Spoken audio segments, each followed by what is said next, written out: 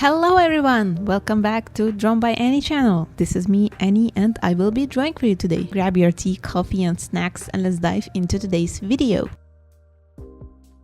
Today I'm working on the second part of the sketchbook spread where I'm featuring some snackies and a drink that I like. And in my previous video I was coloring the pink side with pokies on the page, so if you haven't seen this one you can go check it out in my channel. And today I'm going to do the green colored part of the sketchbook spread, which features Sprite. This video also is not sponsored. I just was walking in my local grocery store and I saw a new type of Sprite which was lemon mint flavored, and I really liked the can color, so I decided I would just take it and try it out. But honestly I didn't really like the taste, so I will just stick to the classical Sprite or 7-Up. This is not a review, okay? I'm just an artistic person that likes to draw stuff. Don't take it personally or anything like this.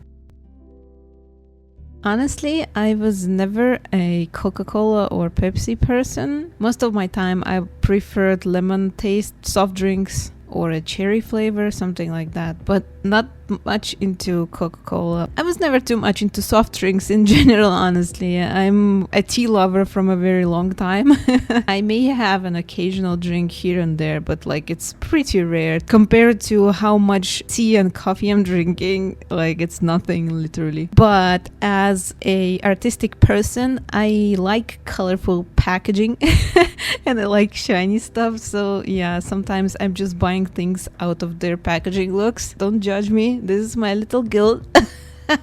Everybody has something like that. By the way, what is your little guilt? Tell me down in the comments now. Let's not judge each other together. But even though I didn't really like the actual taste of the drink, I still kind of got inspired off of the taste and the idea of a drink. And I wanted to draw something with my green markers because I kind of rarely use them, especially the turquoise ones or the neon greens. And that's how I come up with the idea that I will draw Ginger in some green attire with a can of Sprite and some of the random elements that also came up to my mind, like recycle sign and the recycle me text over her head, and also some lime slices and mint leaves in the background. So for the coloring I'm using my acrylic paint pens and I'm starting with the background, and I'm not coloring anything other than that, and I'm kind of defining with the empty spaces where the elements are going to be. It's just easier for my brain to process the coloring process or something like that.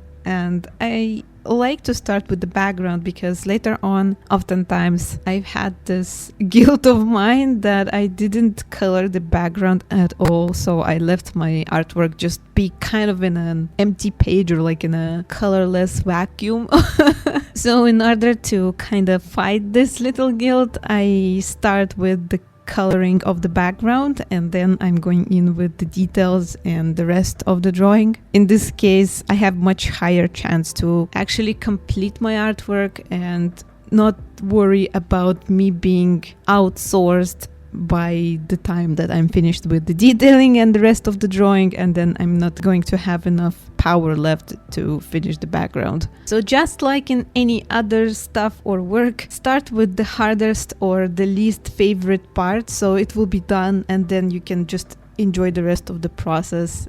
I found this tip very helpful, so I'm here to share it with you. So as I keep on working on the art piece, I am diving deeper and deeper to the details, and I'm just starting with the biggest things like base color, and I leave the blank space for the lightest colors. For example, here on the Sprite can, the letters of Sprite are going to be white, so I'm not gonna color this place. I'm just gonna keep it blank and then go over with the white marker. Even though it's an acrylic paint and it's going to cover whatever is below on the previous layer, I prefer to keep blank spaces for the places that I know I'm going to cover with bright colors. You will see the difference if I color the page below with the darker marker and then go over with my brightest marker, even white, or if I leave a blank space and then just cover the blanks with the brightest color. It will be much brighter this way, and my experience tells me that it's way easier as well in terms of layering. And at first I thought I would make much more smaller elements on the background, like flying lime slices and leaves, and later on I decided I would cover some of them with the background color and just make them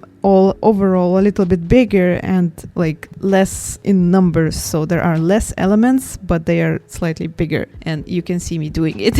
And that's why I say that the acrylic paint pen is a very forgiving medium and it's very beginner friendly. So if you are thinking to start drawing and you don't know what medium to try, I suggest you try the acrylic paint markers because they are very fun, they're very easy to draw with, and you can easily cover up whatever mistakes you think you have made or something that you don't like that looks like, and just go over on top of it without having to worry about the mistake being seen. And also I had some shiny markers in my acrylic paint set, which is silver and golden color. So I decided to add some of the shiny elements in this drawing, and I drew some hearts. And also I went with silver color over the top of the can because it's like metallic silvery color, and I think it fits here perfectly. So at some angle I can see the drawing a little bit shiny, and I think that's a lot of fun to do. I want to practice more of this kind of shiny stuff. I got inspired off of some other artists' work who use some metallic markers in their work, so I decided I would also implement some of these shiny elements in my drawings. And since I decided to reduce the number of elements on the background, I thought that these little shiny hearts will do the trick because it felt a little bit empty in some spots. So yeah, they balanced out the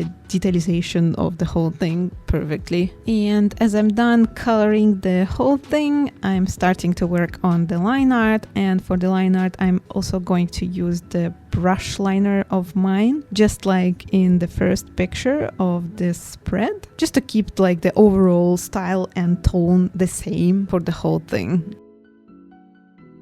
The reason I chose to draw Ginger for this drawing was that she has this ability to change the colors of her appearance because she is a robot. She's an original character of mine, for those who don't know. So she is like a cyborg with artificial intelligence, and she is coming from an alien nation that came to Earth to study their culture, their food, and their fashion, and she is doing exactly that. And because of this mission, she has like specific features in her robotic body that lets her change her appearance and the color of her hair and the length and her eye color and her skin color and everything into whatever color she likes. And this character is just suitable to fit into any color palette, and she will still look recognizable because I never changed some of the elements of her design, like her robotic antennas that are on her ears, and also some of the face accessories, like she has this metallic plate on her chin and also on her cheeks. So whatever outfit or hairstyle appearance is going to be changed, she is still recognizable because of her face and her antennas and these metallic plates. And it's also perfectly explained by her lore,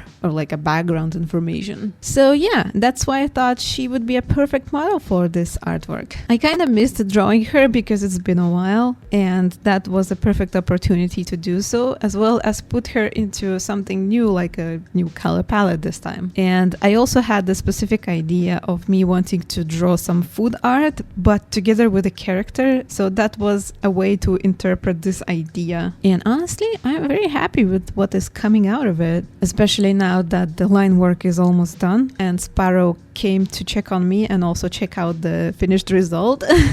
So yeah, that's kind of how I get inspired of whatever random thing I can see, even in a grocery store, even as simple as a soft drink drink can.